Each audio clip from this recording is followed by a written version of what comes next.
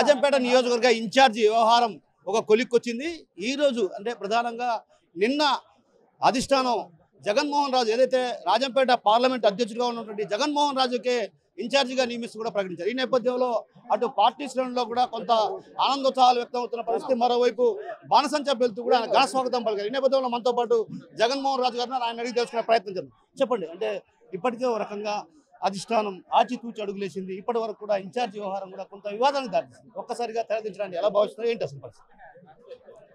ఇక్కడ తెలుగుదేశం పార్టీలో లుకలుకలు ఏమీ లేవు. కేవలం కొంత అనుకూల శత్రుత్వంతో వైసీపీ నాయకులు చేసినటువంటి ఇది ఏదో వైసీపీ బలంగా ఉంది, తెలుగుదేశాన్ని కొంత బలహీనంగా చూపించాలనేటువంటి ప్రయత్నం చేయడం తప్ప, ఒకరిద్దరిలో చేసేది తప్ప, తెలుగుదేశం పార్టీ చాలా బలిష్టంగా ఉంది, కట్టుదిట్టంగా ఉంది. కాకపోతే ఎన్నికల్లో కొంత సమన్వయ లోపం జరిగి ఉండొచ్చు, కానీ ఇది కంచుకోట. మొన్న ఒంటిమిట్ట ఫలితాలు కూడా మీరు చూశారు. ఏదైతే కనుక ఈరోజు పార్టీ నారా చంద్రబాబు నాయుడు గారు, లోకేష్ బాబు గారు నన్ను ఆశీర్వదించి ఈ పార్టీ నాయకత్వాన్ని ఇక్కడ ఇవ్వడం జరిగింది. ఈ నాయకత్వాన్ని ఒక బాధ్యతగా స్వీకరిస్తున్నాను. మా నాయకుల యొక్క సిద్ధాంతాలు ఏవైతే ఉన్నాయో, సంక్షేమము, అభివృద్ధి, పేదరిక నిర్మూలన, ఇవన్నీ కూడా ఈ రాజంపేట నియోజకవర్గంలో ముందుకు తీసుకుపోతానని తెలియజేస్తున్నాను. అలాగే ఇక్కడ ఇచ్చినటువంటి నాకు బాధ్యతలో తెలుగుదేశం పార్టీ కార్యకర్తలు, నాయకుల యొక్క బాగోగులు చూసేటటువంటి బాధ్యత నాది.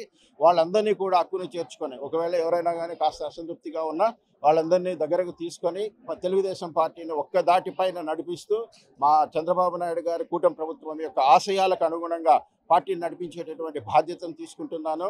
అలాగే ఇన్ని రోజులు కాస్త వైసీపీ నాయకులు తెలుగుదేశంలో ఏదో ఉన్నాయి, అనుకూల శత్రుత్వం ఉందని చెప్పి నీచమైనటువంటి రాజకీయాలు చేస్తూ, కుల వ్యత్యాసాలన్నీ చూపిస్తూ భ్రష్టు పట్టిపోయిందన్నట్టుగా చిత్రీకరిస్తున్నారు. కానీ ఇక్కడ ఏమీ లేదు. మేమందరం ఒక తాటిపైన నిలబడతాం.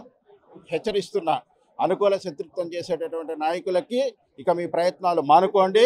అదేవిధంగా ఇంకోసారి హెచ్చరిస్తున్నా, గత ప్రభుత్వంలో వైసీపీ నాయకులందరూ కూడా మా కార్యకర్తలు ఎవరైతే దౌర్జన్యాలకు గురి చేశారో, వాళ్ళ భూములు లాక్కొని ఇబ్బందులు పెట్టారో, వాళ్ళందరిది కూడా వడ్డీతో సహా చెల్లించుకునేటటువంటి పరిస్థితి వస్తుంది. చట్టబద్ధంగా వాళ్ళు ఆక్రమించుకున్నటువంటి భూములు కానీ, అక్రమాలను కానీ సెంటుతో సహా లాక్కునేటటువంటి పరిస్థితికి మేము కట్టుబడి ఉన్నాం. అలాగే రాజంపేట అభివృద్ధికి మేము కట్టుబడి ఉన్నాం. ఇప్పటికే మా నాయకుని యొక్క ఆశీస్సులతో అన్నమయ్య డ్యామ్కి నిర్మాణానికి మేము అనుమతులు తీసుకున్నాం. త్వరలో మిగతా అన్ని కార్యక్రమాలన్నీ కూడా పూర్తయి, ఒక పక్క ఒంటిమిట్టను చేస్తున్నాము, ఒక పక్క సంక్షేమం అనేటువంటిది పెరుగుతుంది. కాబట్టి తెలుగుదేశం పార్టీ కార్యకర్తల నాయకుల యొక్క శ్రేయస్సుకు కట్టుబడి ఉన్నాను. రాజంపేట నియోజకవర్గాన్ని అన్ని విధాల అభివృద్ధి చేసేదానికి తెలుగుదేశం పార్టీ మా శ్రేణులంతా కూడా పనిచేస్తారని తెలియజేస్తున్నాను. ప్రధానంగా ఇప్పటి వరకు కూడా కొంత స్తబ్దత ఉంది. ఏదైతే కార్యకర్తల్లో కూడా అయోమయ పరిస్థితి, ఇన్ఛార్జీ లేకపోవడం వల్ల కొంత అయోమయ పరిస్థితి. ఈ అయోమయ పరిస్థితిని చక్కదిద్దేందుకు ఎలాంటి ప్రయత్నాలు చేయబోతున్నారు? ఇక్కడ అయోమయ పరిస్థితి అయితే లేదు. మీరు గమనించే ఉంటారు. ఒక పక్క అయోమయ పరిస్థితి ఉంటే కనుక మేము మహానాడు కార్యక్రమాన్ని చాలా చక్కగా ఈ రాజంపేట తరఫున మా నాయకునికి సంఘీభావంగా తెలియజేశాం. అన్నమయ్య ప్రాజెక్టును తీసుకున్నాం. స్థానిక సంస్థల ఎన్నికలు పూర్తి చేసుకున్నాం. ఎంతో ఘనంగా సమిష్టిగా ఒంటిమిట్ట ఎన్నికలు కూడా పూర్తి చేసుకున్నాం. కాబట్టి ఇది కేవలం కొంత టీకప్పుల తుఫానో లేకపోతే కనుక ఒక మాయే తప్ప, తెలుగుదేశం పార్టీ శ్రేణులందరూ కూడా పార్టీ సిద్ధాంతాలకు కట్టుబడి ఉన్నారు. తెలుగుదేశం పార్టీ పిలుపు మేరకే మేమంతా పనిచేస్తున్నాం. ప్రధానంగా అన్నమయ్య ప్రాజెక్టు కారణంగా దాదాపు 5 గ్రామాల సర్వస్వాన్ని కోల్పోయి నిరసరాయిగా మిగిలినటువంటి వాళ్ళు ఇప్పటికి కూడా బ్రతుకు చిందనంగా ఉన్నటువంటి వాళ్ళ జీవనోపాధి లేక చాలా ఇబ్బందులు పడుతున్నారు. వాళ్ళకు పునరావాస కల్పన కూడా లేని పరిస్థితి. ఈ నేపథ్యంలో మీరు ఎలాంటి ప్రయత్నాలు చేయబోతున్నారు? అన్నమయ్య డ్యామ్ కూలిపోయిన తర్వాత అది కేవలం ఏదో ప్రకృతి విలయంగా సృష్టించారు, కానీ అది మానవ తప్పిదమే. అందరికీ తెలుసు.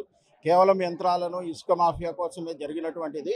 అది దాన్ని కప్పిపుచ్చడానికి వీళ్ళు ఎన్నో ప్రయత్నాలు చేశారు. ఆఖరికి అక్కడ జరిగినటువంటిది విపత్తు. అంటే అక్కడ పునరావాస చర్యలు కూడా విపత్తులు అనేది కింద పెట్టకుండా జనరల్ ఫండ్స్లో ఇచ్చి ఈరోజు ఎంతో ఇబ్బందులు పెట్టేటటువంటి పరిస్థితి. మా కూటమి ప్రభుత్వం వచ్చిన తర్వాత మా నాయకుడు పవన్ కళ్యాణ్ గారు అక్కడ ఆ ప్రదేశాన్ని విజిట్ చేయడం జరిగింది. ఎక్కడెక్కడ నిధులు అవసరమవుతాయో, పునరావాస చర్యలు ఉన్నాయో అవన్నీ కూడా త్వరితగతిన జరుగుతూ ఉన్నాయి. త్వరలోనే ఈ కొన్ని పనులు పూర్తి అయిన తర్వాత అన్నమయ్య డ్యామ్ను కూడా పునర్నిర్మించిన తర్వాత అక్కడ వాళ్ళ యొక్క జీవనంలో ఈపాటికే చాలా పనులు జరిగాయి. అవి కూడా మిగిలినవి కూడా తొందరలో పూర్తి చేస్తాం. సో మొత్తం మీద రాజంపేటలో ఉన్నటువంటి అసంతృప్తిని రూపుమాపే దిశగా అడుగులు వేయబోతున్నాం. కార్యకర్తలందరినీ కలుపుకోబోతా రాబోయే రోజుల్లో అన్నమయ్య ప్రాజెక్టు నిర్వాసితులకు కూడా న్యాయం చేసి తమదైన శైలిలో తమ మార్క్ అభివృద్ధిని చూపించబోతున్నటువంటి విషయాన్ని మనతో పాటు ఉన్నటువంటి రాజంపేట నియోజకవర్గ ఇన్ఛార్జి అదేవిధంగా రాజంపేట పార్లమెంట్ అధ్యక్షులు జగన్మోహన్ రాజు గారు చెప్తున్నారు. Over to studio. తెలుగులో ఫాస్టెస్ట్ న్యూస్ ఇప్పుడు కొత్త అవతారంలో 5 సెకండ్లోనే పూర్తి వార్తా సమాచారం మీ చేతిలో. సోషల్ మీడియా ట్రెండ్స్ మీ కళ్ళ ముందుకే live TV and voice search ఆప్షన్స్తో ఇప్పుడే డౌన్లోడ్ చేయండి. యాప్ లింక్ డిస్క్రిప్షన్లో ఉంది.